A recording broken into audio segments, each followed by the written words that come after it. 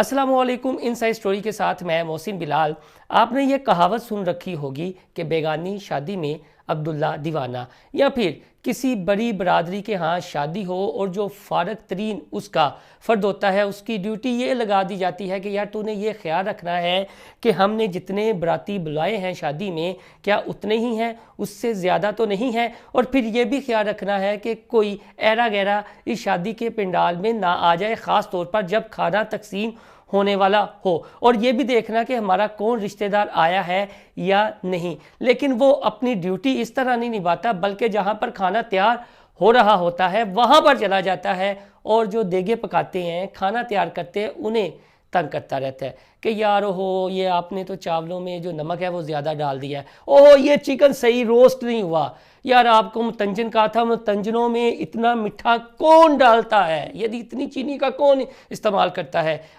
یار یہ جو کھیر تھی یہ کھیر اس طرح تیار نہیں کرتے،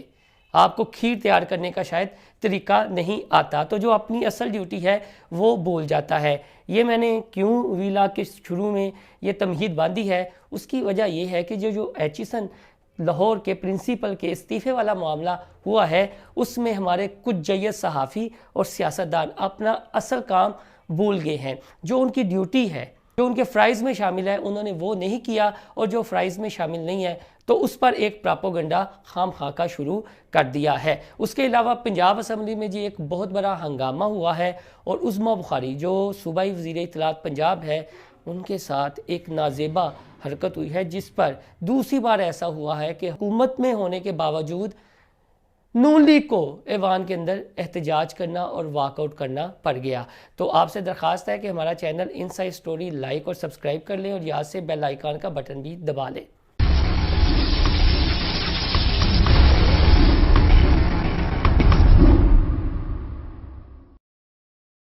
تو دوستو، سب سے پہلے جو میں نے بات کی کہ بیگانی شادی میں عبداللہ دیوانہ یا ہمارے وہ صحافی دوست یا سیاستدان جن کے ذمے یا فرائض میں شامل ہے کہ وہ حقائق عوام تک رکھیں، کسی پراپوگنڈے کا نہ خود شکار ہوں نہ دوسروں کو شکار کریں، لیکن یہاں تو گنگا الٹی بہتی ہے، خاص طور پر اگر ہم سوشل میڈیا کے اس دور میں بات کریں۔ آؤ دیکھا نہ تاؤ دیکھا، جو ہی ایچیسن کے پرنسپل کا استعفیٰ سوشل میڈیا پر وائرل ہوتا ہے، اور آحد جیمہ جو اس وقت وفاقی وزیر ہے، اس سے قبل وہ ڈی سی لاہور رہ چکے ہیں، شہباز شریف کے رائٹ ہینڈ بیوروکریٹ سمجھے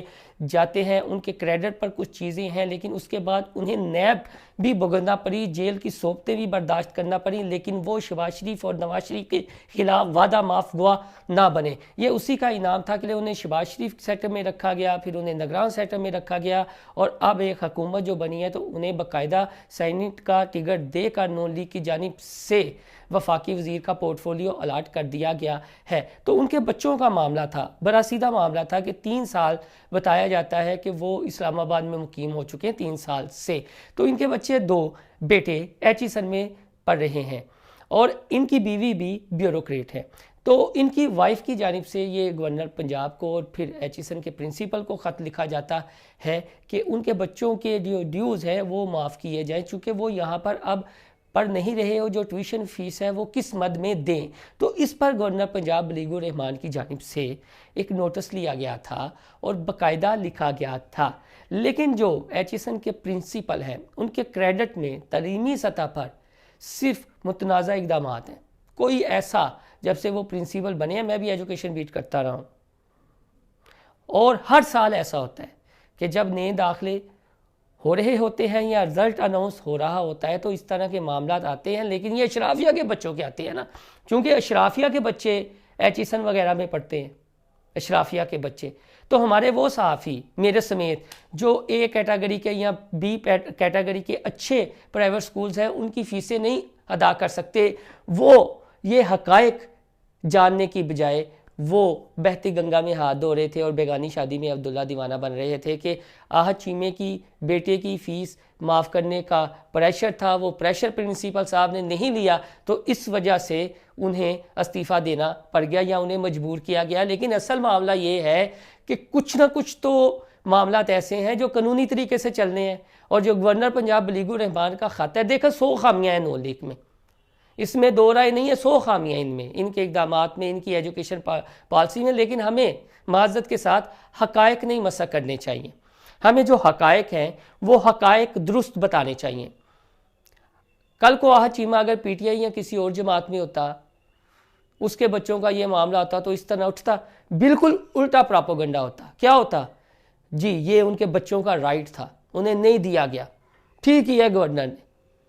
یہ پرنسپل کا استعفی ہی بنتا تھا. لیکن نہیں.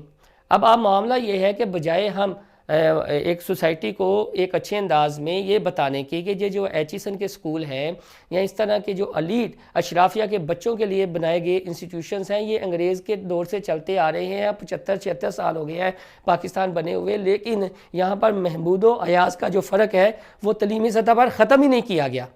ہمیں یہ پوائنٹ اٹھانا چاہیے نا. پھر یہ نقطہ بھی اٹھانا چاہیے کہ بھائی پرنسپل باہر سے کیوں آئے, کیا یہاں پر کوئی پڑھا لکھا ٹیچر نہیں ہے, انہیں پرنسپل لگا دیں. لیکن مسئلہ یہ ہر دفعہ, یا سعدی کے بچوں کا مسئلہ ہوا تھا, چودھری شجاعت حسین کے نواسیوں کا مسئلہ ہوا تھا, آپ وہ ریکارڈ نکال سکتے ہیں, ریسرچ کر سکتے ہیں کہ ہر سال ایچیسن میں اشرافیہ کے بچوں کو لے کر کیا کیا معاملات ہوتے رہے ہیں, کیا کیا ایشو جنریٹ ہوتے رہے ہیں, اور جو ایچیسن کی انتظامیہ ہوتی ہے ان پر پریشر کیا کیا آتا رہا ہے. جب پڑھنے اشرافیہ کے بچوں نے ہیں یہاں پر, اور اشرافیہ نے اعلیٰ عہدے بھی اپنے پاس لینے ہیں, وہی وزراء ہونے ہیں, وہی بیوروکریٹ ہونے ہیں, تو یہ لڑائی تو ان کی اپنی ہے نا, تو لڑنے دیں ان کو اپنی لڑائی. ہم کیوں بیگانی شادی میں عبداللہ دیوانے والا کام کریں, ہم کیوں پانی میں میدانی مارتے رہیں. ہمیں خود بھی سوچنا چاہیے ان چیزوں کے بارے میں کہ بجائے کسی, ٹھیک ہے آپ کی مخالفت ہے, مخالفت کریں, مخالفت ہے, مخالفت آپ کریں, نون لیگ کی بے شک کریں کیونکہ گورنر ان کا کریں. لیکن میں نے ایک دوست کو دیکھا جی کہ یہ جب سے حکومت بنی ہے, حکومت پنجاب پر آگے, بھائی جان گورنر جو ہے وہ وفاق کا نمائندہ ہے اور گورنر کے نیچے یہ ادارے ہیں. ذرا تھوڑے سے اپنی اس حوالے سے بھی معلومات درست کر لیں. اب آتے ہیں جی عظمہ بخاری کی جانب. عظمہ بخاری آپ کو پتہ ہے نون لیگ میں بڑی ووکل ہے, تو پنجاب اسمبلی میں آج پھر اجلاس تھا, تو وہاں پر اپوزیشن والے پھر عمران خان کی تصویر لے کر آگے, تو وہ پھر حکومتی بینچوں سے جو رکین ہے وہ سیکھ پاؤ گے. عظمہ بخاری بھی اپنی کرسی سے اٹھ گئیں, تو وہاں پر پھر کچھ نازیبا, جو ہمارے ساتھی رپورٹر بتاتے ہیں وہ یہ بتاتے ہیں جی کہ کچھ نازیبا اشارے کیے گئے عظمہ بخاری کو مخاطب کر کے, جس پر عظمہ بخاری اٹھیں اور انہوں نے اپنا احتجاج ریکارڈ کروایا. لیکن جب اسپیکر کی چیئر کی جانب سے کوئی ان کے حوالے سے کارروائی کا اعلان, رولنگ نہ دی گئی, تو پھر انہوں نے ساتھی خواتین کو ساتھ لیا اور واک آؤٹ کر گئے اور وہاں پر بائیکاٹ کر دیا. لیکن مسئلہ یہ ہے کہ یہ نون لیگ کی اپنی حکومت ہے, اور دوسری بار پنجاب اسمبلی کے ایوان میں یہ ہو چکا ہے کہ اپنی حکومت ہونے کے باوجود نون لیگ ایوان میں سے واک آؤٹ کر رہی ہے, جبکہ نون لیگ کی اپنی اکثریت ہے. لیکن یہ جو حرکت ہوئی ہے یہ ہمارے عوامی نمائندے ہیں, یہ دیکھ لیں کہ لاکھوں ووٹ عوام کے لے کر آتے ہیں, اور جس طرح عمران خان صاحب کہا جاتے ہیں کہ تبدیلی آ گئی ہے, تبدیلی آ گئی ہے, شعور آ گیا ہے, تو شعور آیا ہے, تو شعور والے ووٹرز نے آپ کو